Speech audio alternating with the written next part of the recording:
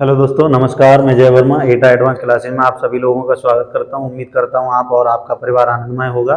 और हमारी एटा advance team की ओर से जो वीडियो प्रोवाइड कराए जा रहे हैं आपको, उन्हें आप कंटिन्यू देख रहे होंगे और नोट्स भी तैयार कर रहे होंगे। आज हम आपके सामने उपस्थित हुए हैं, वो है पॉलिटी का जो धुआं धुआं सीरीज चल रहा है, उसी में आज अगला टॉपिक है मौलिक अधिकारों का थर्ड पार्ट रहेगा। और आज है मौलिक अधिकारों का समापन करेंगे। तो देखते हैं कल लास्ट हमने कहाँ तक पढ़ लिया था। उसके बाद से अब हम देखना आरंभ करेंगे आगे कहाँ से कहाँ तक, कैसे कहाँ तक पढ़ लिया था हमने। देखो लास्ट हम कहाँ तक पढ़ चुके हैं। लास्ट है वो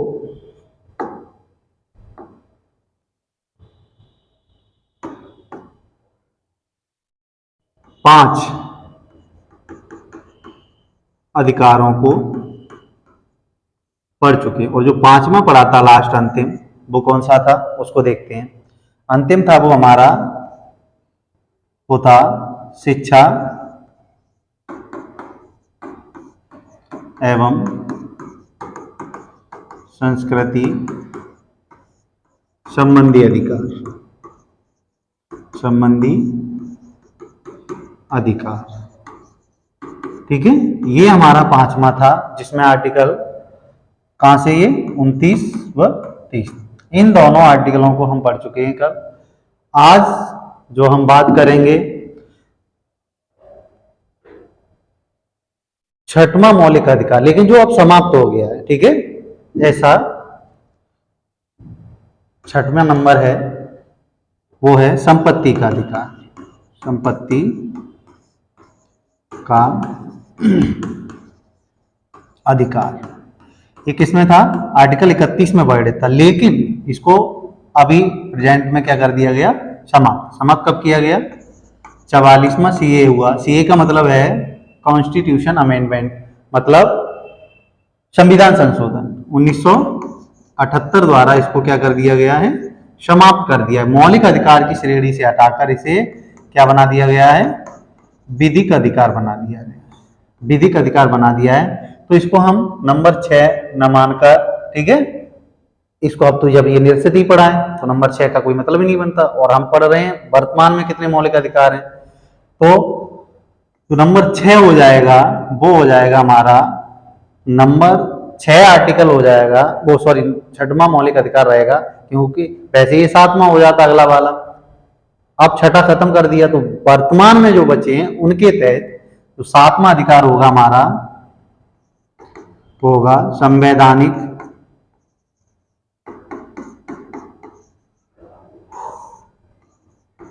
उपचारों का अधिकार। अनुच्छेद 32, अनुच्छेद 32 के तहत। ठीक है, संवैधानिक उपचारों का अधिकार से तात्पर्य, देखो संवैधानिक उपचारों का अधिकार से तात्पर्य ये ऐसा अधिकार है, ये संपूर्ण मौलिक अधिकार या भाग 3, ठीक है, का मेन आधार ये। अगर आर्टिकल 32 को निकाल दिया जाए तो मौलिक अधिकार तो छोड़ो, संपूर्ण संविधान लगभग में शून्य सा लगेगा।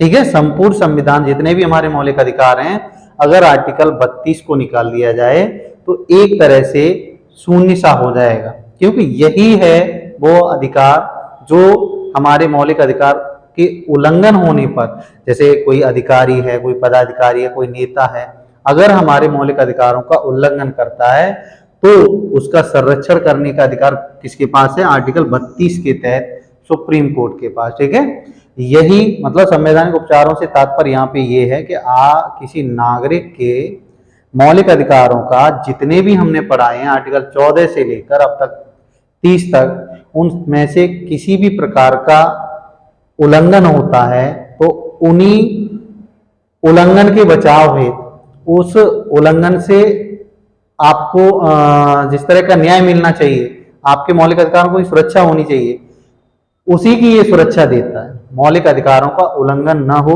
उसकी ये सुरक्षा देता है। ठीक है, तो ये है संवैधानिक उपचारों का अधिकार। आप देखो इसे हमारे अंबेडकर जी ने आर्टिकल 32 को संविधान की आत्मा कहा है। ठीक है, आर्टिकल 32 को क्या कहा है? संविधान की आत्मा कहा है। ठीक, अब देखो ये कैसे हमारे जो मौलिक अधिकार उल्लंघन होने से बचाता है। ठीक है, इसके तहत ही जो हमारा सुप्रीम कोर्ट है वो क्या करता है, कुछ रिटें दायर करता है और प्रत्येक रिट के 5 प्रकार की रिटें हैं, उन्हीं 5 प्रकार की रिटों के माध्यम से वो समझाने की बात कर, मतलब लोगों के मौलिक अधिकारों की सुरक्षा की बात करता है और वो आर्टिकल 32 के तहत करता है। ठीक है, सुप्रीम कोर्ट करेगा वो आर्टिकल 32 के तहत। तो हम अनुच्छेद 32 की बात करें, अनुच्छेद 32 में क्या है? सुप्रीम कोर्ट को मौलिक अधिकारों के सुरक्षा के लिए, संरक्षण के लिए 5 प्रकार की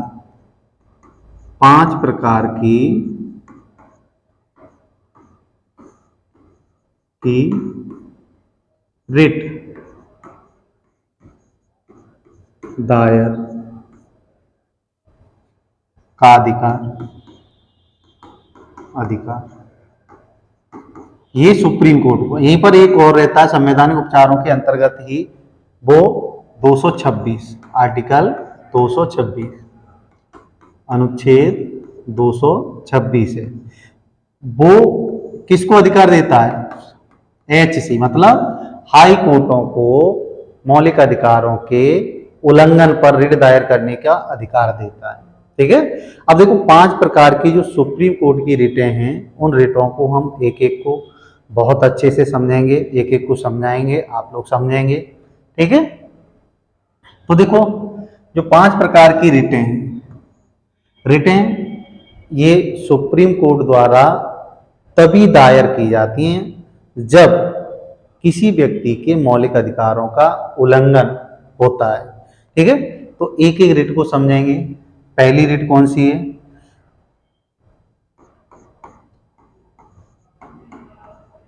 बंदी प्रत्यक्षीकरण। इसे इंग्लिश में भी आपको याद रखना है, इसे हैबियस कॉर्पस के नाम से जाना जाता है। ठीक है, हैबियस कॉर्पस के नाम से जाना जाता है। ठीक है, देखो बंदी प्रत्यक्षीकरण ये रिट कब जारी करेगा? न्यायालय इस रिट को कब जारी करेगा? ये रिट उस समय जारी की जाती है जब किसी व्यक्ति को गिरफ्तार कर लिया जाता है और जब गिरफ्तारी के बाद, ठीक, जब किसी व्यक्ति को गिरफ्तार कर लिया जाता है तो उसकी सिचुएशन जानने के लिए कि इसको 24 घंटे के अंदर में मजिस्ट्रेट के सामने पेश किया गया है या नहीं किया गया है। ठीक है, अब वो पेश किया जाता है, वो क्यों किया जाता है? वो पेश इसलिए किया जाता है कि इस व्यक्ति की गिरफ्तारी है वो जायज है, संतोषजनक है, या ऐसे ही इस व्यक्ति को गिरफ्तार कर लिया है। कल आपने देखा था जो हमने गिरफ्तारी आर्टिकल 22 पढ़ा था, उसमें गिरफ्तारी के कारण की बात की गई है। ठीक है, गिरफ्तारी कारण तो वही है, ये आर्टिकल 22 का कहीं उल्लंघन तो नहीं कर रही। मान के चलो कोई सी व्यक्ति को पुलिस ने ऐसे ही गिरफ्तार कर लिया है, ठीक है, ऐसे ही गिरफ्तार कर लिया, वो निर्दोष व्यक्ति है, तो उसके मौलिक अधिकारों को, उसकी स्वतंत्रता छीन ली गई। गिरफ्तार करने का मतलब उसकी स्वतंत्रता छीन ली गई, और स्वतंत्रता छीनने के तो ये वाली जो रिट जारी की जाती है, इसका मतलब रहता है सीधा सीधा बंदी प्रत्यक्षीकरण का मतलब ये है कि गिरफ्तार जो व्यक्ति हुआ है उसका संतोषजनक है गिरफ्तारी या नहीं है, ये निर्णय जानने के लिए। ठीक है, इसी बात को जानने के लिए कि इसकी गिरफ्तारी जायज है या नहीं है। और अगर उस व्यक्ति की गिरफ्तारी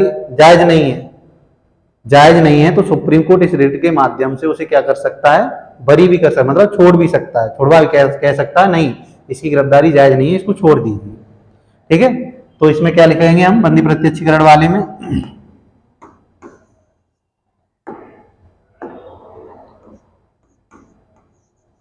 किसी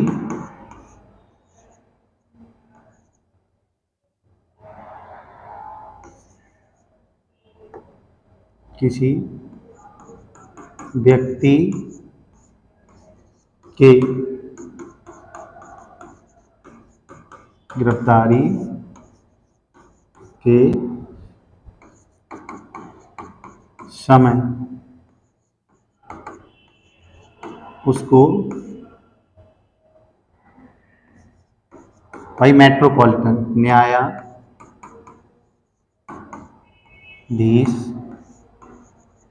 के समक्ष पेश करना ताकि उसकी गिरफ्तारी का वास्तविक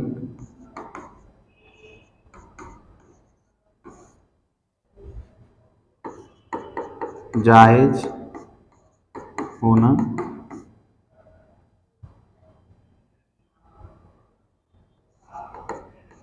सत्य हो सके। ठीक है, अगर जायज है तो ठीक है, और मानो कोई व्यक्ति नाजायज गिरफ्तार कर लिया गया तो भाई उसके मौलिक अधिकार का उल्लंघन होगा, मौलिक अधिकारों का उल्लंघन होगा। ठीक है, तो इसीलिए ये जारी की जाती है कि बंदी के अधिकारों को भी सुरक्षा दी जाए। ठीक है, बंदी के अधिकारों को भी सुरक्षा, इसका इंग्लिश में नाम क्या है? Habeas corpus. Habeas corpus.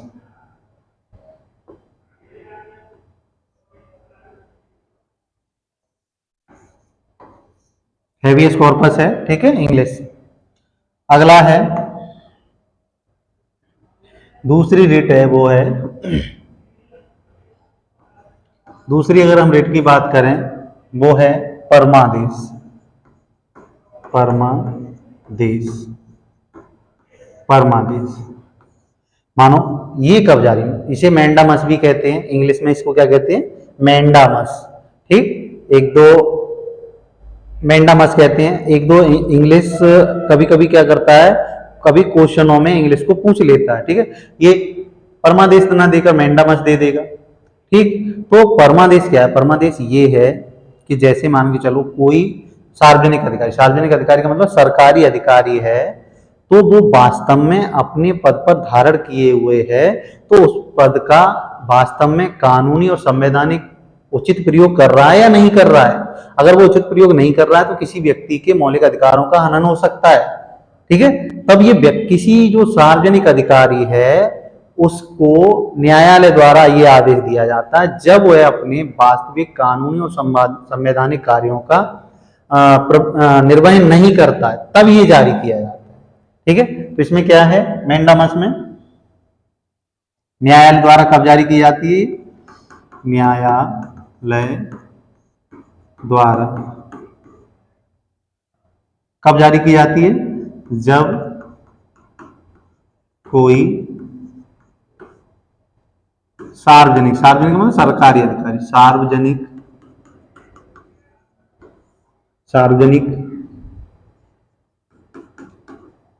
अधिकारी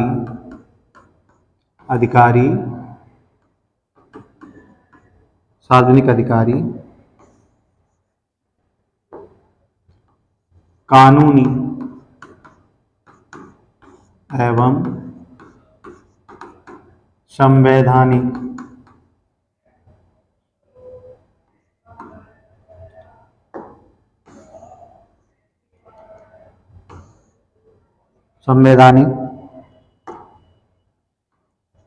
धानिक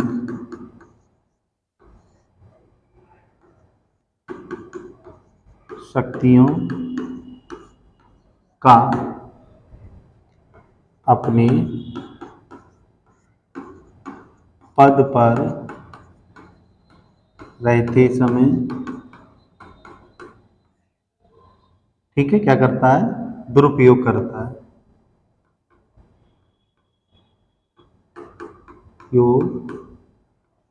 दुरुपयोग करता है, तब इसको जारी किया जाता है, तब उसको आदेश दिया जाता है। ठीक है, आदेश दिया जाता है कि आपका ये अधिकार नहीं है, तब जारी की जाती है। क्यों? इससे दुरुपयोग करेगा तो किसी के मौलिक अधिकारों का उल्लंघन हो सकता है। अगला तीसरा जो रिट है हमारी, वो क्या है? ठीक, तीसरी रिट है प्रतिषेध, प्रतिषेध,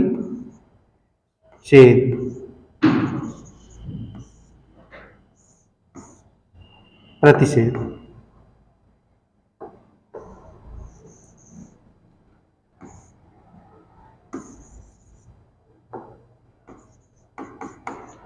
प्रतिषेध,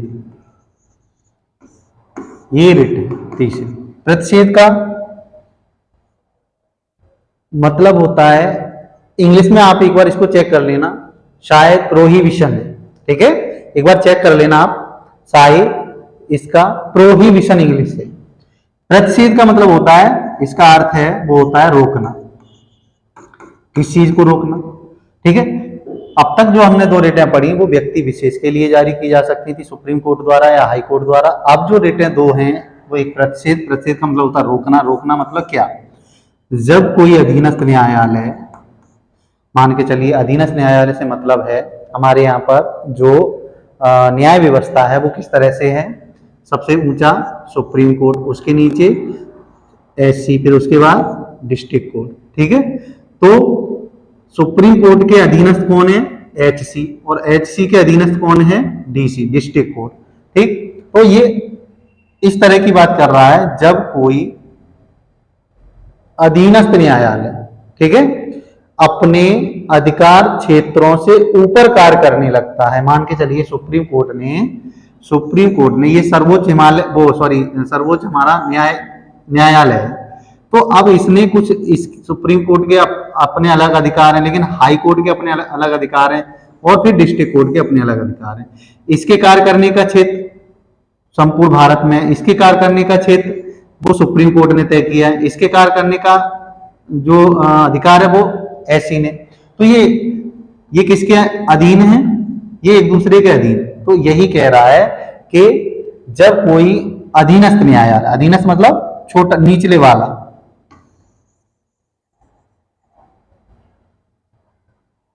जब कोई अधीनस्थ न्यायालय, जब कोई अधीनस्थ न्यायालय अपने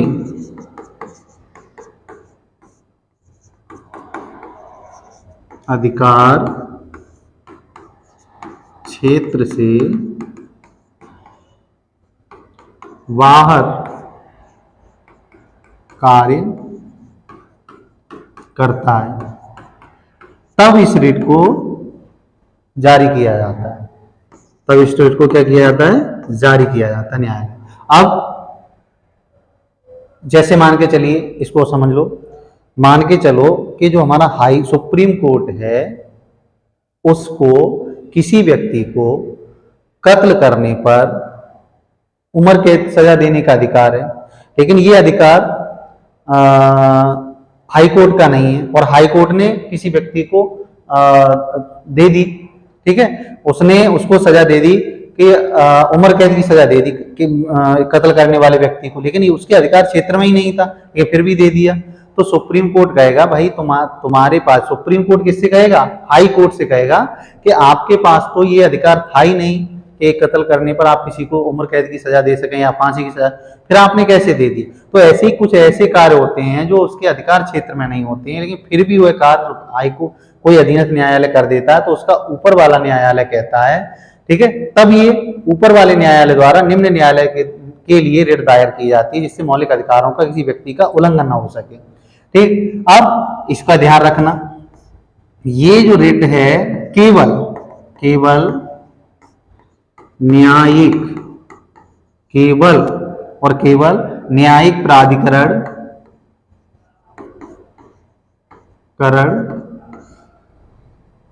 या कानूनी संगठनों के लिए ही जारी होती हैं, न कि व्यक्तियों के लिए, ठीक है। ये न्यायिक प्राधिकरणों के लिए, केवल न्यायालय के लिए, एक न्यायालय, उच्च न्यायालय, निम्न न्यायालय, फिर निम्न न्यायालय, उससे निम्न वाला, उससे निम्न, अपने निम्न वाले को, ठीक है। तो ये व्यक्तियों के लिए जारी नहीं की जाती, ये किसके लिए जारी की जाती है, केवल न्यायिक प्राधिकरण, न्यायालयों के लिए, न्यायालय उच्च न्यायालय निम्न न्यायालय को जारी करता है। अगला हमारा चौथा रहेगा, वो क्या रहेगा, परमादेश को देख लिया, प्रतिषेध को देख लिया, अब हमारा उत्प्रेषण।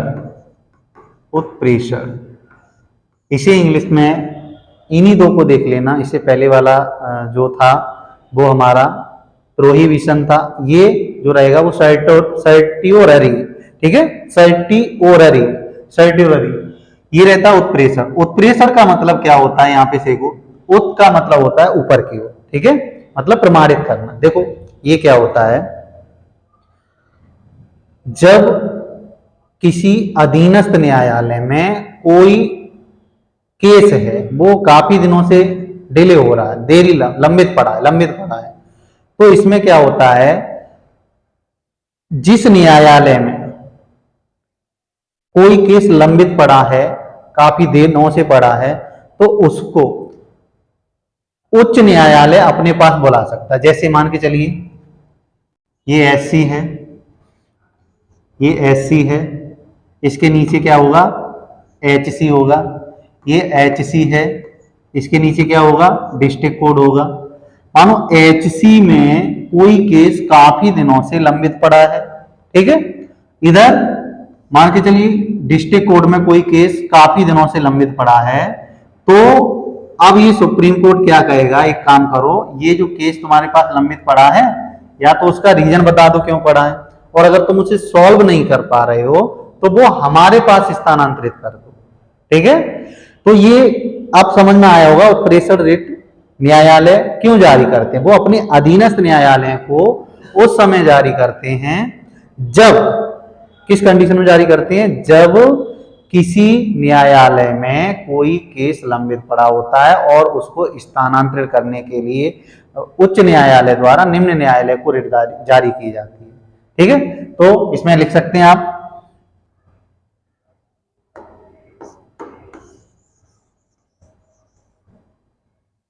इसे न्यायालय कब जारी करता है, जब अधीनस्थ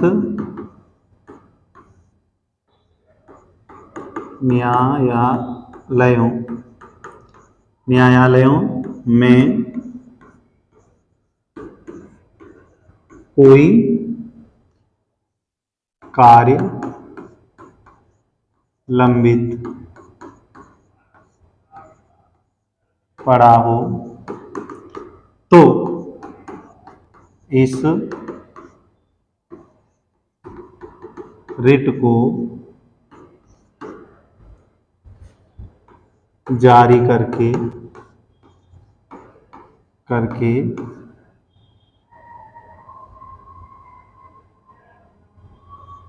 उच्च न्यायालय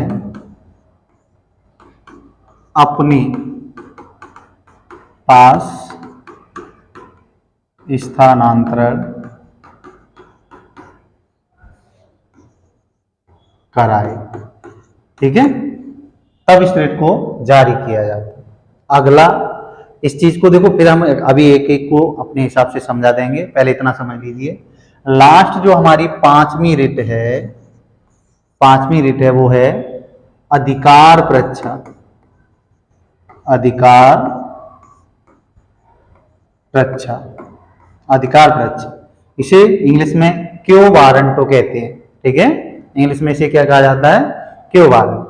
ये क्या, देखो ये अधिकार परीक्षा उस समय जारी की जाती है न्यायालय द्वारा, मान के चलो कि कोई ऐसा सार्वजनिक पद है जिस पर उस हक लायक, वो उस पद के हक के लायक वो कोई व्यक्ति नहीं था, लेकिन वो फिर भी उस पद पर बैठ गया, तो सुप्रीम कोर्ट तब ऐसी रिट जारी करेगा कि वास्तव में आपका ये हक था इस पद पर बैठने का, जो आप बैठ गए, तब ये रिट, क्यों अब वो उसका हक ही नहीं है और फिर भी वो व्यक्ति बैठ गया है, ठीक, तो अब वो उसके बारे में जानकारी नहीं हुई तो वो लोगों के मौलिक अधिकारों का उल्लंघन करेगा।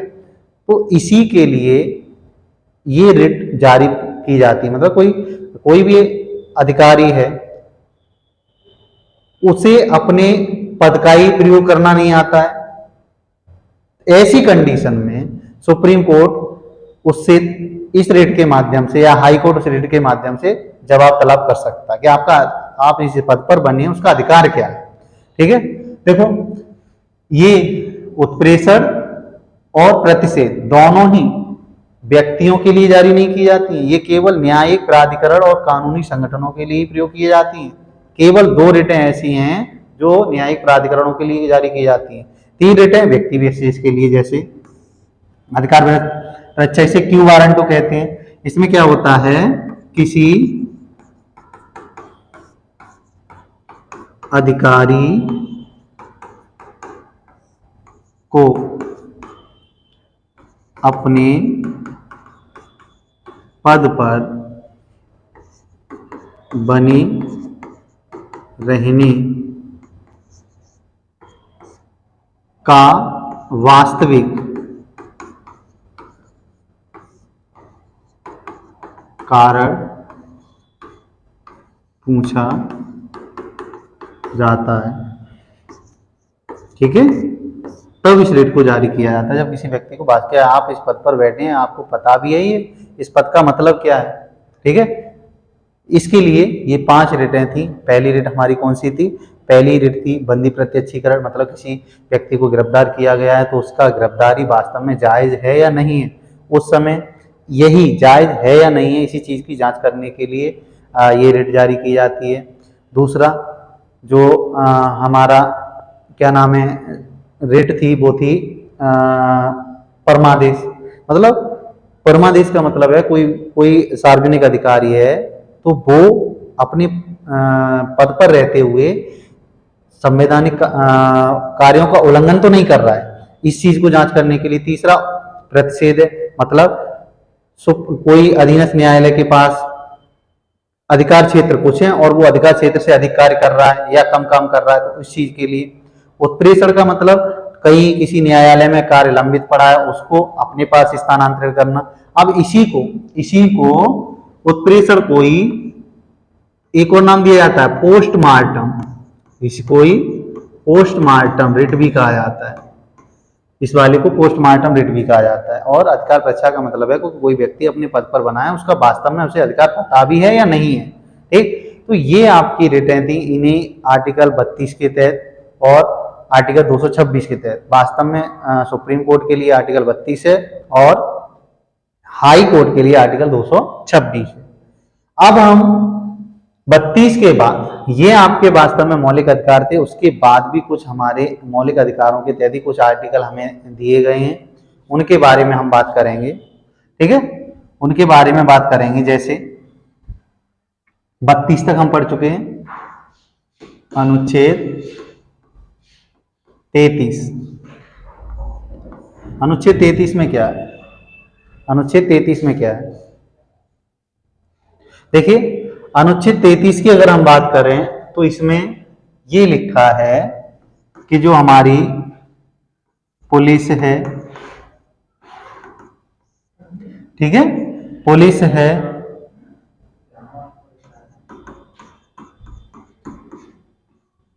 सेना है, सैनिक बल हैं, सैनिक बल हैं,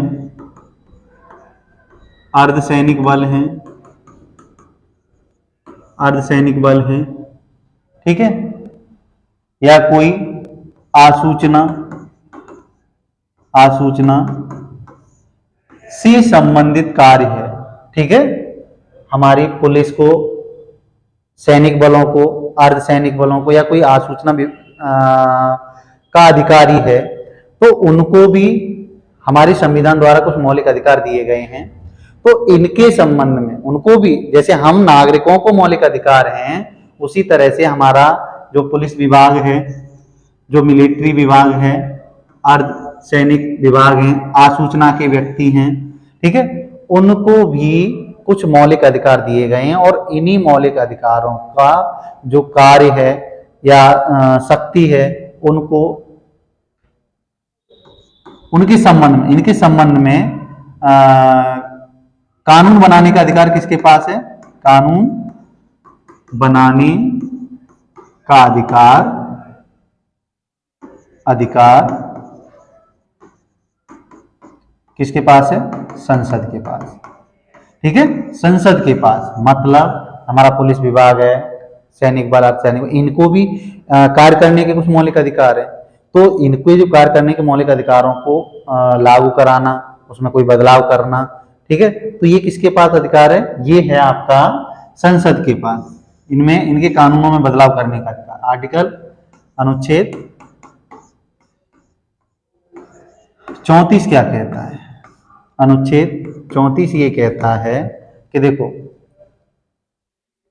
जब मार्शल लॉ लागू,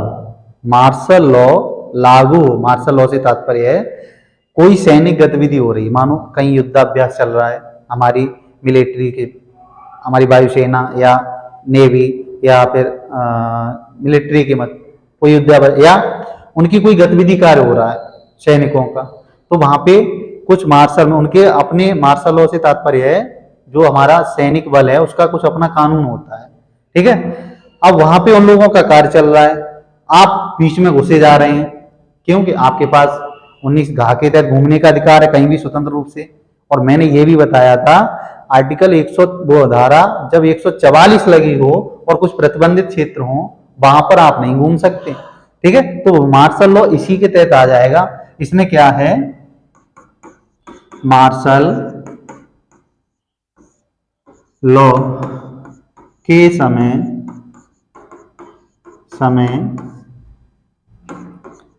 नागरिकों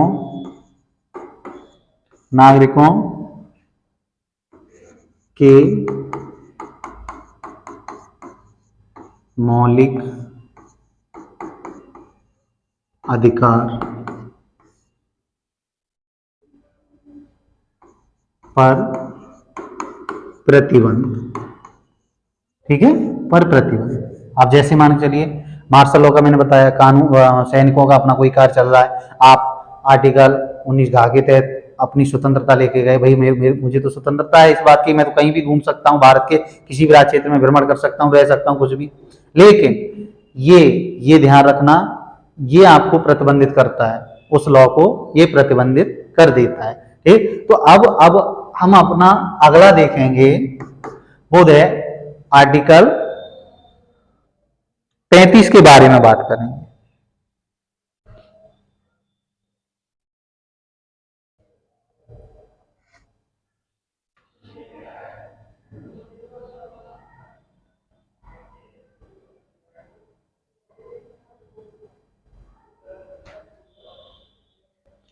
आर्टिकल 35 की अगर हम बात करें तो उसमें देखते हैं आर्टिकल 35 में क्या है। देखो, अनुच्छेद 35 में क्या लिखा है? अनुच्छेद 35 में जो हमारा वर्णन है वो ये है कि मान के चलिए आपको जो अधिकार दिए गए, ठीक है, आपको जो अधिकार दिए गए उन अधिकारों के तहत आप कोई अपराध करते हैं, ठीक है, उन अपराधों के तहत कोई अपराध करते हैं, वो अधिकारों के तहत कोई अपराध करते हैं, तो आपको दंड देने के लिए संसद क्या कर सकती है? कानून बना सकती है। मतलब प्राप्त अधिकारों के तहत यदि कोई नागरिक, प्राप्त अधिकारों के तहत यदि कोई नागरिक क्या करता है? प्राप्त अधिकारों के तहत कोई भी नागरिक क्या करता है? कोई अपराध करता है, कोई अपराध करता है, तो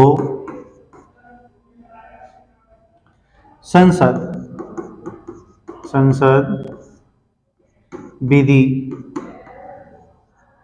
या कानून को बनाकर उसे दंड दे सकती है।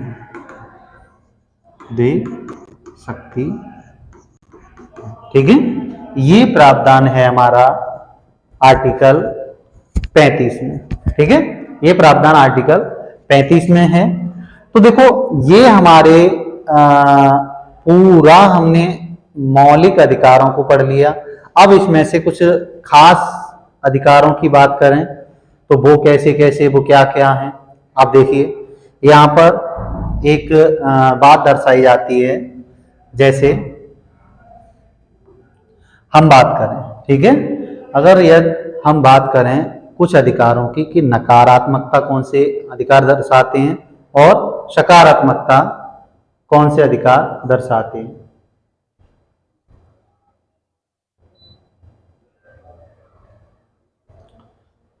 अब जो बात करेंगे वो क्या है हमारी, कुछ ऐसे आर्टिकल हैं जो कब निलंबित किए जाते हैं, कब निलंबित नहीं किए जाते हैं। जैसे हम 352 आर्टिकल की बात करें, इसके तहत क्या है, राष्ट्रीय आपात। इसके तहत क्या है, राष्ट्रीय आपात। राष्ट्रीय आपात का मतलब इसको हम समझा दे रहे हैं, आगे फिर पढ़ाएंगे हम इसको, बहुत अच्छे से डिटेल में पढ़ाएंगे। राष्ट्रीय आपात वह स्थिति है जब किसी कारणवश देश में युद्ध हो जाए या देश किसी से युद्ध कर ले, तो उस सिचुएशन में देश की जो पावर है अभी केंद्र सरकार मतलब मोदी जी के पास है, तो अभी देश को चलाने का कार्य कौन कर रहे हैं, मोदी जी कर रहे हैं। मान लीजिए किसी कारणवश से हमारे देश ने दूसरे देश से युद्ध कर लिया या हमारे देश के अंदर ही कोई युद्ध हो गया, तो उस कंडीशन में क्या होता है, एक राष्ट्रपति शासन को लागू कर राष्ट्रीय आपात को लागू कर दिया जाता है राष्ट्रपति द्वारा, ठीक है। वो किसके तहत, आर्टिकल 352 के तहत राष्ट्रपति द्वारा उसको क्या कर दिया जाता है, लागू कर दिया। तो अब जो मोदी जी के पास शक्तियां हैं कानून चलाने की संपूर्ण देश को, वो अब मोदी जी की संपूर्ण मंत्रिपरिषद से शक्तियां छीन ली जाएंगी और वो किसके अंडर में आ जाएंगी, राष्ट्रपति के अंडर में। इस सिचुएशन को कहते हैं राष्ट्रीय आपात। तो राष्ट्रीय आपात के समय आर्टिकल 358 के तहत, किसके तहत, 358 के तहत, 358 के तहत, आर्टिकल 358 के तहत, अनुच्छेद 358 के तहत 19 में जो आपको स्वतंत्रताएं दी गई हैं, आर्टिकल 19 के तहत जो स्वतंत्रताएं दी गई थी, आपको दी गई थी वाक एवं अभिव्यक्ति की स्वतंत्रता, झंडा फहराने की स्वतंत्रता, घूमने की स्वतंत्रता, भ्रमण करने की स्वतंत्रता, व्यापार व्यक्ति की स्वतंत्रता, ये दी गई थी ना आपको, ठीक है।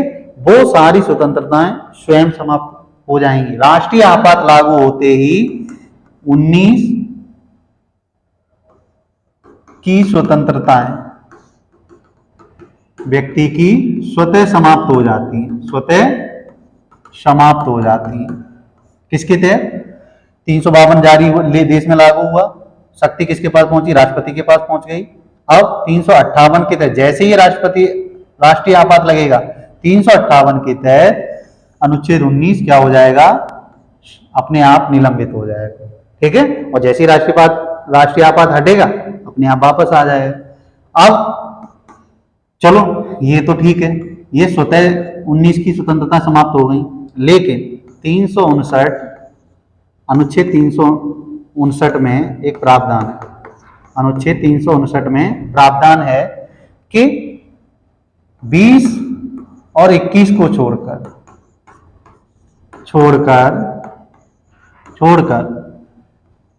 शेष सभी अधिकार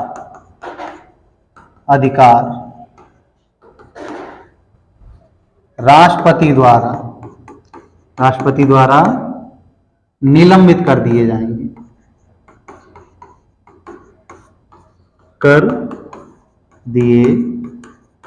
जाएंगे, ठीक है। तो ये इंपोर्टेंट है, बहुत इंपोर्टेंट है 358 और 359। अब कुछ ऐसे अधिकार हैं जिसके तहत क्या होता है, आपका कुछ नकारात्मक प्रवृत्ति के होते हैं, कुछ सकारात्मक प्रवृत्ति के होते हैं। जैसे नकारात्मक प्रवृत्ति वालों की अगर हम बात करें 14, 15, 16, सकारात्मक प्रवृत्ति वालों की बात करें 21 का 29, 30। इनमें से कुछ ऐसे अधिकार होंगे जो केवल नागरिकों को लिए दिए जाएंगे और केवल व्यक्तियों के लिए दी जाएंगे, तो देखो ये वाला जैसे पॉइंट समझाया उसी तरह से उनको भी समझ लो कि व्यक्तियों को नकारात्मक प्रवृत्ति से तात्पर्य क्या है, सकारात्मक प्रवृत्ति से तात्पर्य क्या है, उनको भी समझ लीजिए। जैसे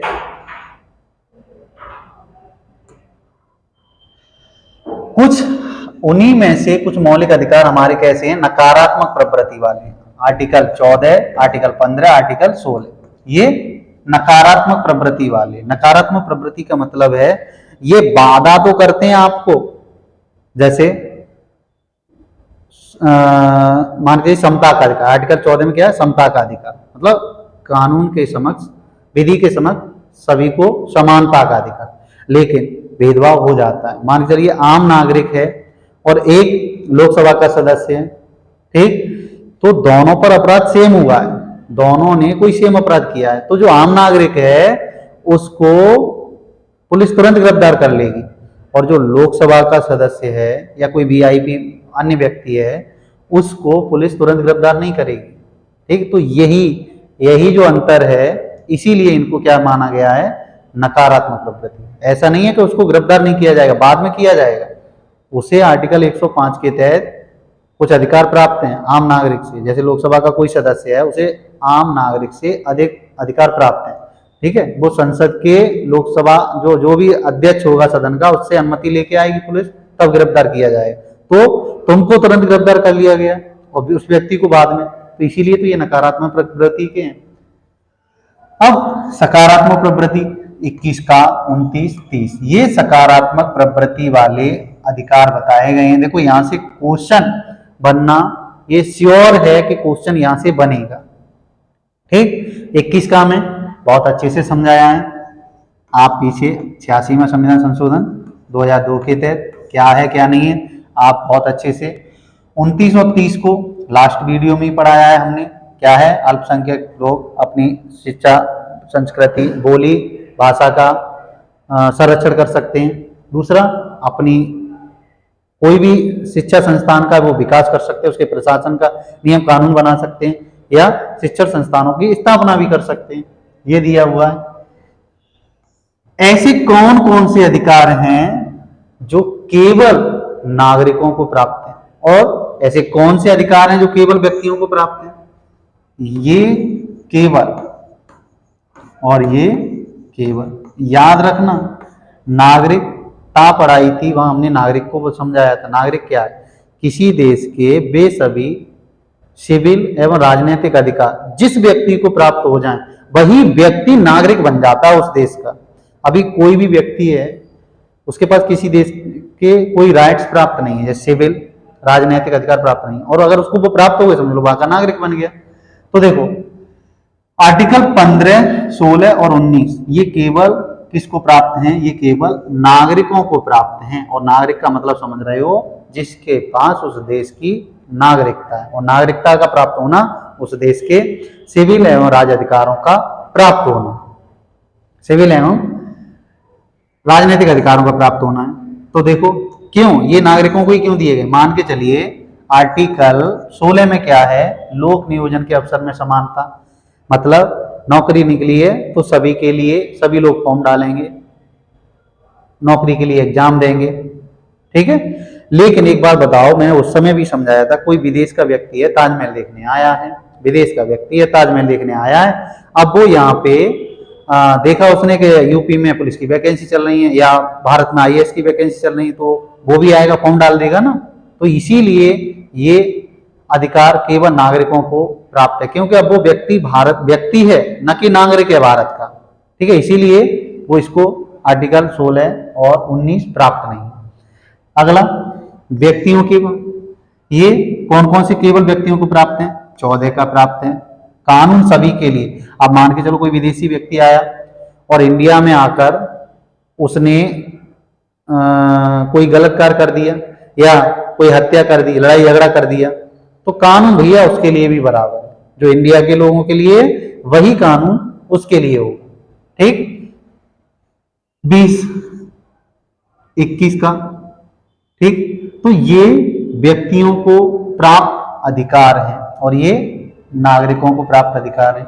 ये हमारा अधिकारों वाला टॉपिक था, तो इसको एक बार